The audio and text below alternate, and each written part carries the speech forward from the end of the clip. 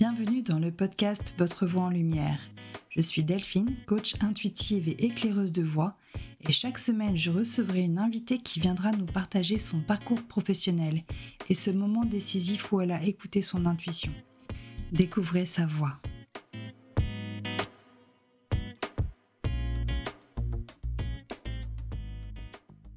Bienvenue dans ce nouvel épisode de Votre voix en lumière quand l'intuition devient direction. Quand m'est venue cette idée de podcast, j'ai tout de suite pensé à mon invité du jour qui est très connecté à son intuition et qui en a même fait son métier. Je suis ravie d'accueillir aujourd'hui Jennifer Lafontan, cartomancienne spécialisée en soins karmiques et transgénérationnels. Bonjour Jennifer. Bonjour Delphine.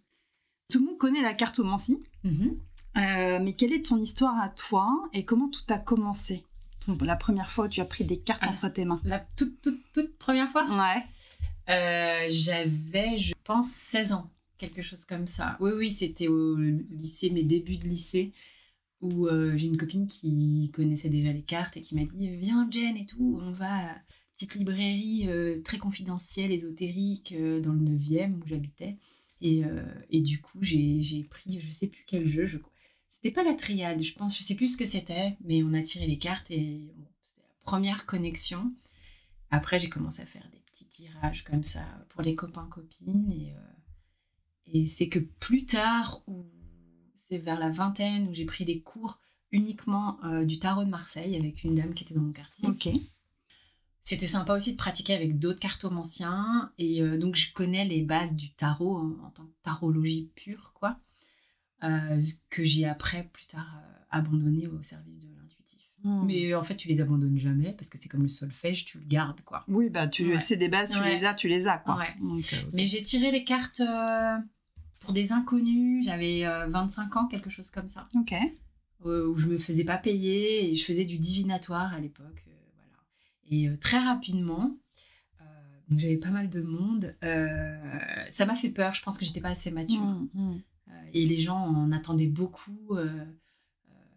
C'était visiblement juste ce que je racontais, mais ça me convenait pas en fait. Donc du coup, j'ai à un moment donné laissé les cartes de côté dans ma vie, clairement. Ok. Pendant combien de temps ? Parce que là, du coup, tu disais tu avais 25 ans. J'avais 25 ans, je les ai laissées de côté. Alors de temps en temps, je les sortais pour les proches.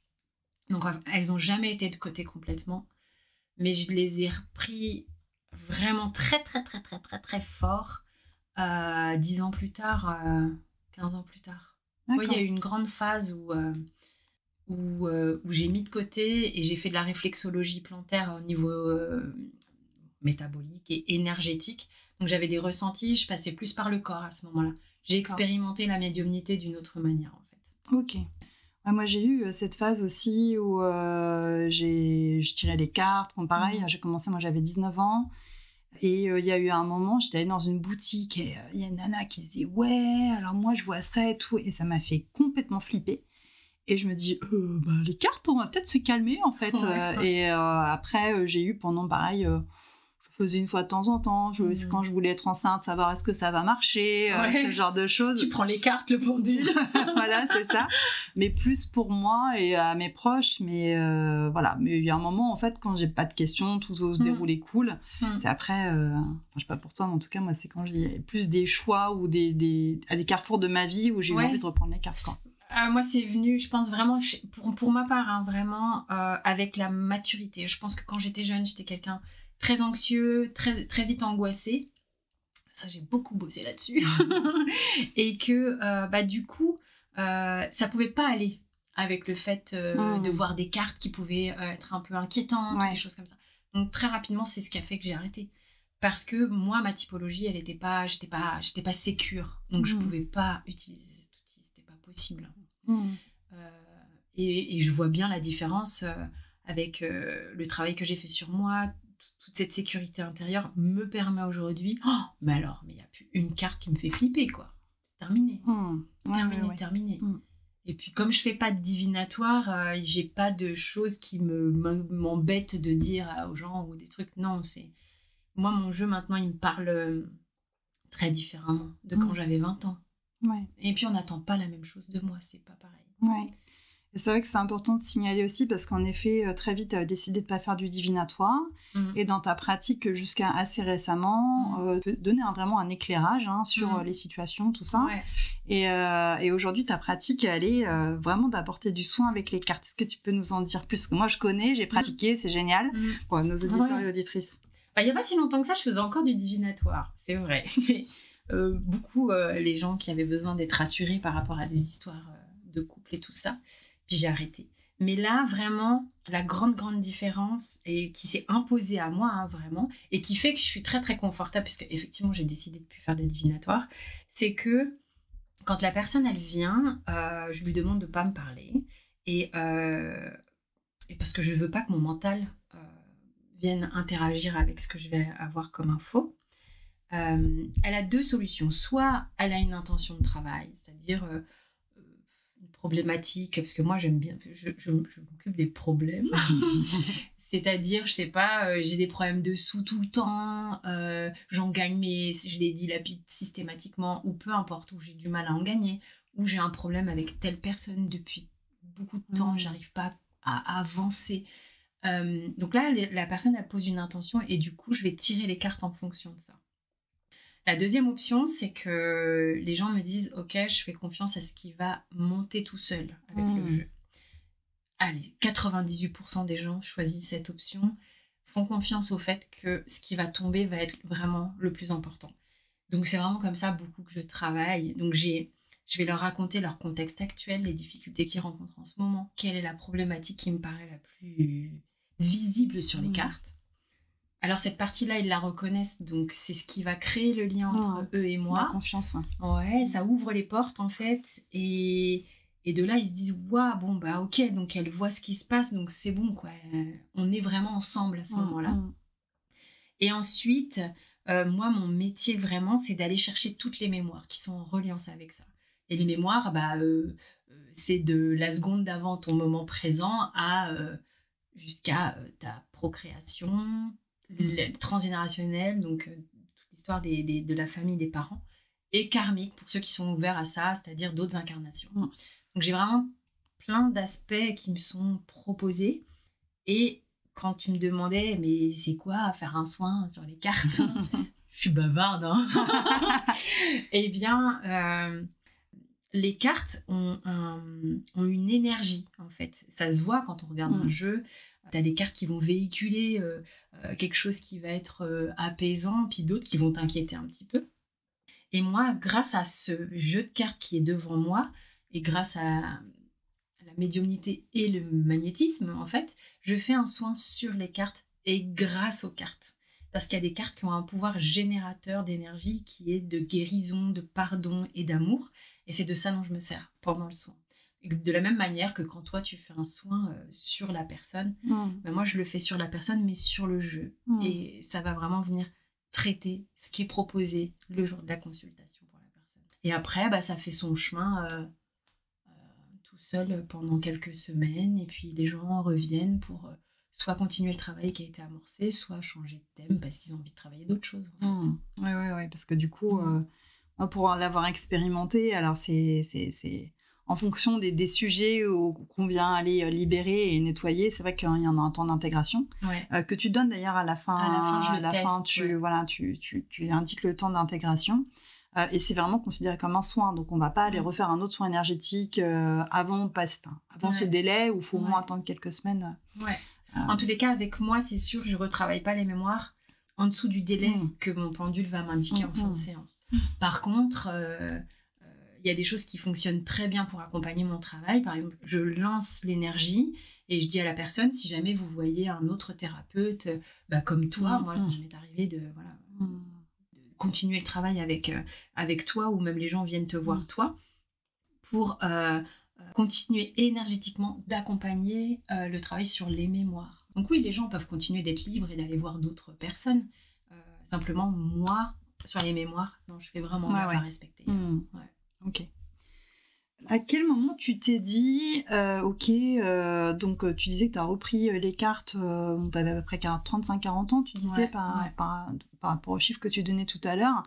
À quel moment tu t'es dit, ah mais en fait je vais en faire mon métier? Ça s'est imposé. Okay. J'ai même pas réfléchi. Pour ceux qui aiment le human design, je vous invite à regarder. Je suis gaulée comme ça, quoi. Tout s'est passé comme ça dans ma vie. C'était une évidence. Boum. Ouais. En fait, la reprise des cartes... J'ai la jambe qui tremble quand tu dis ça. C'est arrivé à un moment charnière dans ma vie où, soyons totalement honnêtes, j'en avais besoin. Je suis contre le besoin, je préfère l'envie. Mais c'était comme ça. Et ça s'est passé comme ça, c'était très très bien comme ça. Donc j'ai repratiqué, de manière incroyable, avec une intensité forte, mais ça m'a reconnectée en fait. Et puis, donc moi j'étais réflexologue pendant des années et tout, et là j'ai mon cœur qui s'est ouvert en fait. Et puis j'ai pas réfléchi, ça s'est fait comme ça. Puis il y a eu la chaîne YouTube, et ça a été très vite, très fort, et ça c'est venu à moi en fait. Je crois que je serais incapable de mettre des mots là-dessus. Ouais. C'est ça, bien c'est pour un podcast d'avoir du mal à mettre des mots. Mais c'est exactement ça, parce que dans le premier épisode avec Emmanuel Fiton-Hélier, on parle de ce que c'est l'intuition. Et cette espèce de fulgurance de dire, mais je sais, c'est ça en fait. Ça, ouais. Et c'est vraiment cette évidence qui à un moment... et ça peut être en effet sous-jacent. C'est souvent le cas, pour moi c'est le cas aussi, c'est que c'est sous-jacent, c'est là, mais c'est juste qu'il y a un moment où on va vraiment complètement accueillir cette partie-là et de dire, ok, c'est ça en fait, c'est pas la peine d'aller chercher plus loin. Carrément. De la même manière, quand tu parles d'intuition, justement, c'est quand tout à coup je faisais quand même, tu vois, du divinatoire, parce que c'est ce que tu connais souvent de la cartomancie et que la société connaît, ce que les gens attendent de toi. Et puis moi, je suis allée dedans. Mais il y avait toujours quelque chose sous-jacent, comme tu dis, où je sentais que j'étais pas complètement alignée, j'étais pas complètement confort. Ça me ramenait à ce que j'avais un peu ressenti plus jeune. Pas parce que j'avais des peurs comme avant, mais en fait, je me disais, mais Jen, en fait, c'est pas toi, mais je savais pas. Mais alors, quand les soins karmiques me sont tombés dessus comme ça, alors là, ça a fait clac, clac, clac. Et là, l'intuition, ça comme ça décapsule. Ouais, c'est ça. Ça décapsule, et là, tu te dis, je suis bien. Tu t'es alignée avec toi, quoi. Je suis bien, ouais, vraiment. Et aujourd'hui, quels sont tes projets, tes envies, ton actualité? Parce que je sais que tu fais des ateliers. Ouais, faire plus de cours, je pense, parce que j'aime beaucoup ça. Alors, tu peux préciser les cours que tu proposes? Je fais des ateliers de cartomancie intuitive. Donc ça, c'est des ateliers qui généralement durent une journée. Les gens viennent, ils peuvent être complètement novices. Je mets tous mes jeux à disposition, donc ils peuvent s'éclater avec plein de jeux très très différents. Et donc chaque participant vient poser ses questions et tout le monde va répondre. Il y a vraiment... tout le monde interprète et tout le monde reçoit. Et donc c'est très très riche, et ça permet aux gens de voir que ils se sont risqués à interpréter des fois pour la première fois pour des gens qui ne connaissent pas, et de voir qu'en fait toute la table interprète aussi pour la même personne et tout se rejoint. Donc ça valide l'intuition des gens, dans laquelle ils n'avaient pas forcément super confiance avant d'arriver, même si bien sûr quand tu n'as jamais tiré les cartes, tu peux bugger un peu et tout, mais le groupe est là pour aider, je suis là toujours pour encadrer. Donc ça, c'est la cartomancie intuitive. Et sinon, je donne des cours de ma pratique karmique, en fait. Ça, c'est sur 2 jours.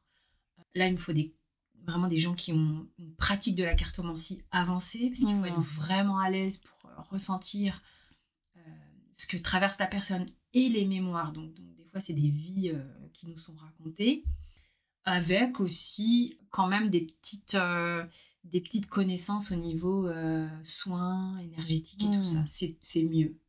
Et c'est un groupe de combien de personnes, ça? Entre 4 et 5, pas plus, parce que c'est très très dense. Et les groupes de cartomancie intuitive, c'est des groupes de 6. J'ai fait au-delà et c'est trop. Mais sur une journée en plus, tant que tout le monde 6, passe. c'est bien. Et pour la cartomancie intuitive... 4, c'est on est très confort, on prend cartomancie karmique. Karmique, pardon. Mais voilà, je fonctionne en petits groupes, ça me va bien. Si un jour ça changera, de manière les choses s'imposent d'elles-mêmes. Mais voilà, ça c'est vraiment dans mes projets. J'avais laissé la réflexologie, je la reprends gentiment, parce que travailler le corps, ça me plaît. Continuer mes séances avec les gens qui viennent à moi, soit au cabinet ou en visio toujours. Et un peu, c'est intéressant, la réflexologie, parce que c'est pareil, au final, c'était déjà sous-jacent, parce que les pieds, c'est aussi l'ancrage. Et justement, le transgénérationnel, moi, je le vois bien, en soins, ça se passe au niveau des pieds, quoi. Ah ouais. Donc, le fait que tu aies choisi, typiquement, d'être réflexologue à la base, il y avait déjà quelque chose très loin de la tête. Et est-ce que tu as des projets, d'autres choses, à part tes actualités, là, sur... Et les ateliers, donc, tu en as un fin août de prévu, de cours karmiques. 23-24 août. Cours karmique, je vais replacer, parce que là j'ai pas reposé de date sur des ateliers de cartomancie intuitive. Je fais les soins sur les animaux aussi. Ouais, je veux mettre ça encore plus en place. C'est depuis le décès de mon chat. Et tu peux nous en dire plus sur ça, les soins sur les animaux? Alors évidemment, je vais pas dans le karma, mais il y a beaucoup de mémoires. Il y a des mémoires des fois. Avant que vous ayez acquis votre animal dans la portée, dans le schéma de naissance, dans ce qui s'est passé avec les frères et sœurs, ce que l'animal a pu vivre, voir, subir, j'aime pas le mot, mais c'est une réalité. Et ça, moi, je l'ai dans les cartes et du coup, je le travaille de la même manière que ce que je fais pour vous, les humains. Et du coup, ça permet d'avancer. Donc ça, c'est chouette. C'est vraiment chouette. Et j'aime bien travailler avec les animaux. J'aurais pu faire un tout autre métier avec les animaux, je pense. Et il n'est jamais trop tard. Ouais. Je m'interdis rien. Je pense que j'ai des envies et des passions qui sont différentes. Les animaux en font partie, en fait. Et la nature. Donc ça, c'est une nouvelle offre, quelque chose que tu commences à mettre en place depuis peu? Depuis mars. Depuis que mon chat est parti. Okay. Parce que voilà, je sais que je communique avec eux comme ça. Les cartes, c'est mon truc. Voilà. Les animaux et les cartes, c'est ton truc, donc il y a quelque chose à faire avec les deux. C'est ça. Mon chat travaillait beaucoup avec moi pendant les séances. Là, mon chien est bébé, donc je sais pas ce qu'elle fera, mais j'ai aucun doute qu'elle fera un truc. Très probablement. Écoute, merci beaucoup Jennifer pour tous tes partages. Je t'en prie, retrouvez Jennifer sur Insta et YouTube via Merci les guidances tarot. Vous pouvez trouver des guidances toutes les semaines avec une vidéo sur les énergies de la semaine. Et vous trouverez tous les détails en description de cet épisode sur votre plateforme d'écoute préférée. À très bientôt. Merci Jen. Merci Delphine.